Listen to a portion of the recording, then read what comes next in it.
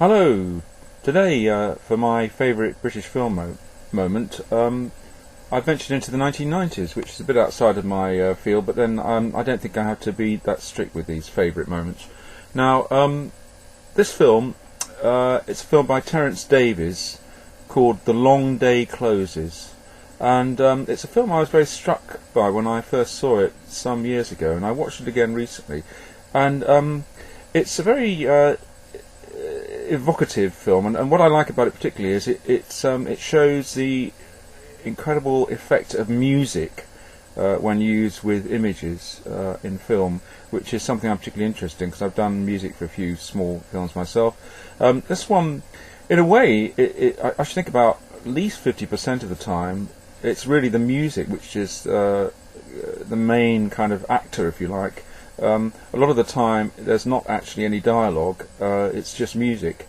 The music plays an enormous part in this film, and it's basically, I think, autobiographical. It's about, I think it's probably about Terence Davies himself growing up in Liverpool in the 1950s, and the main character is a boy called Paul, and he basically he's comes from quite a poor background, and he's living with his mother and also an older brother and sister in a pretty run-down area of Liverpool. Now, this is Liverpool in the 1950s, not that long after the war. Liverpool's always had a few problems. Even nowadays, it still has a few problems. But in those days, it had been a great port city in Victorian times in the early 20th century, and it was losing a lot of its trade and so on, and it did get quite run down anyway. And then, of course, the war with the Blitz, there was a lot of bombing and so on. So, in the 1950s, Liverpool, especially if you were poor, would have been a pretty grim place to grow up. In these very grim surroundings, Paul basically, he's obsessed with the cinema, and what you get is a series of scenes where the very grim surroundings are completely changed by the music that comes in, and the music, and also bits of dialogue, a lot of it is from films of the period, and also from the kind of music that was on the radio in those days. A lot of the music, it's not that dissimilar from the music that was on the radio when I was that age as well. They played a lot of very kind of soupy, kind of sentimental music, people like Nat King Cole and so on, which sounds, in some ways it sounds really dated nowadays, but it has this quality to it, the best of it anyway, which is incredibly evocative and emotional. Of course, if you grew up with it, it's doubly so. And so, although the surroundings of Paul's life as he's growing up are a bit grim, I wouldn't say it's a depressing film. It's not a sad film, because first of all, his family, although they are poor, they're kind of it's quite a warm family background. It's not sort of really bleak. There are some slight similarities with the Bill Douglas trilogy, but actually it's very different because it doesn't portray this dysfunctional family. They're actually a very warm, sort of close-knit family, and they have little sessions, for example, where they have what they would have called a sing-song in those days, which people used to do, and each person would take a turn to sing a song, and then everybody joins in. And it was the kind of thing that families did in those days. And Liverpool, actually, particularly, I haven't been to Liverpool for years, but Liverpool has this special kind of atmosphere. Liverpudlians do have this very kind of warm, friendly character. So it's not that Paul has a particularly terrible life. They are poor, but then everybody else around them is poor as well. But also he gets consolation from basically the cinema. So he spends a lot of his time, excuse me, I'm going to sneeze. Oh dear. Sorry. He spends a lot of his time going to the cinema, which everybody used to do in those days. I mean, most people used to go at least once a week, if not more often. And he lives in a bit of a fantasy world created by the cinema, and it's evoked by this music. So you get a whole series of pieces of music. Some of the music is not actually from films. There are one or two bits of classical music. And the actual title track, The Long Day Closes, is the name of a song, a part song by Sir Arthur Sullivan, who was half of Gilbert and Sullivan, who wrote the famous operettas. It's a poem, a song called "The Long Day Closes," which is a very, very beautiful atmospheric song, and that comes at the end of the film. But I'm not going to show that bit. What I want to do is to just show the beginning of the film, just after the opening credits, and it illustrates how this. It starts with a shot of the street where Paul grew up, presumably years later when it's all derelict and it's about to be knocked down, which a lot of these places were in the 60s and 70s. And then it goes, it's extremely bleak, it's raining, and then this wonderful beginning of this track by Nat King Cole, Stardust, comes in, and it completely changes the atmosphere, and then it cuts to when Paul was growing up there, and then there's a little dialogue. He wants to go to the cinema, but he's only got a penny, and he says to his mother, if you give me 11 more pennies, I'll have a shilling, I'll go to the cinema.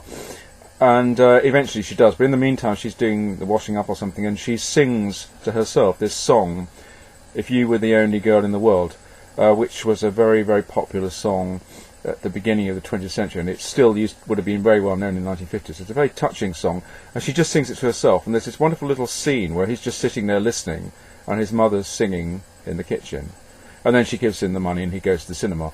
That's basically all it is, but it's got this wonderful evocative quality, and there's also a couple of little bits from a dialogue from films that he would have grown up with.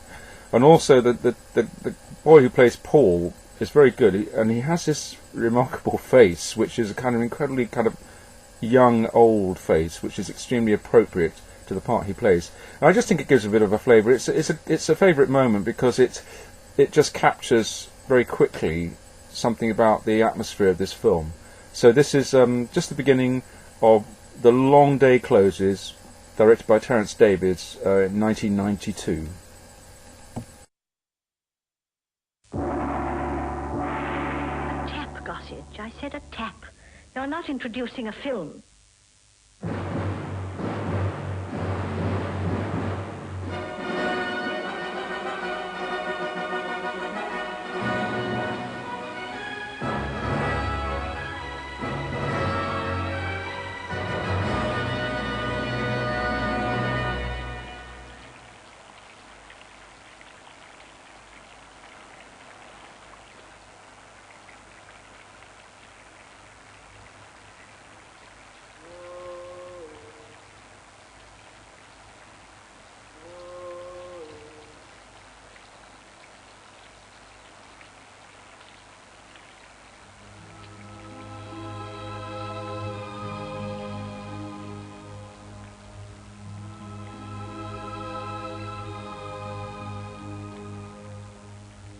And now the purple dusk of twilight time steals across the meadows of my heart.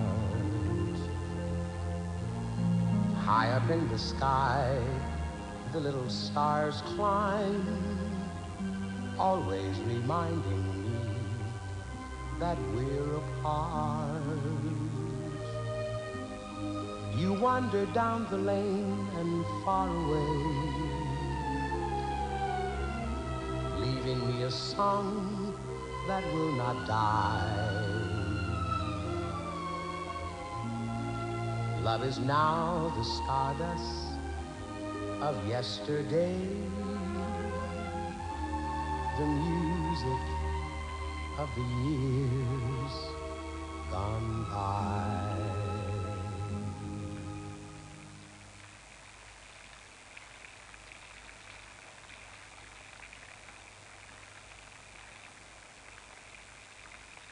Mrs. Wilberforce, I understand you have rooms to let.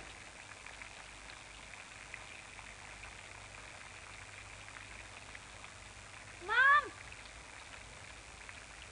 Mom!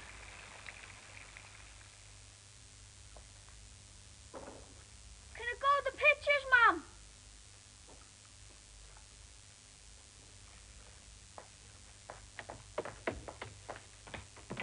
Mom? Yes? I've got a penny. So? Well, if you give me 11 pence, I'd have a shilling. You're not soft, are you? Mom? Oh, go on, Mom.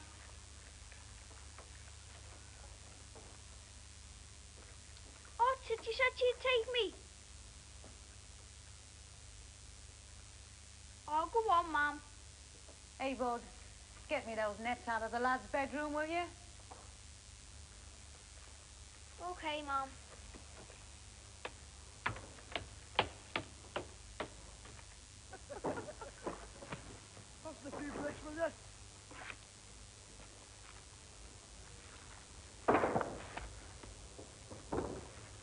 Before he'll bring them down. Little bugger.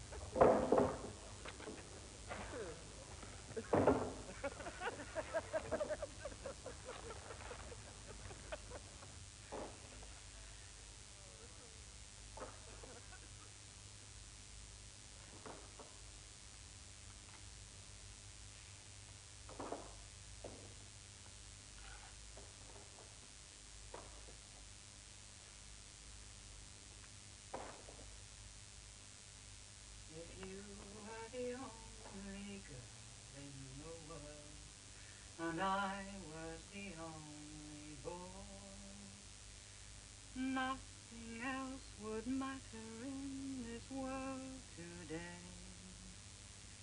We would go on loving in the same old way. A garden of Eden just meant for two, with nothing to mar our joys. I would say such wonderful things to you. There would be such wonderful things to do.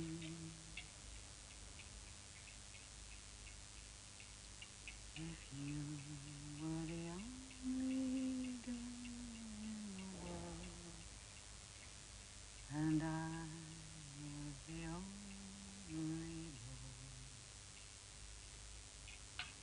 Go on, get me pants. Oh, thanks, Mum.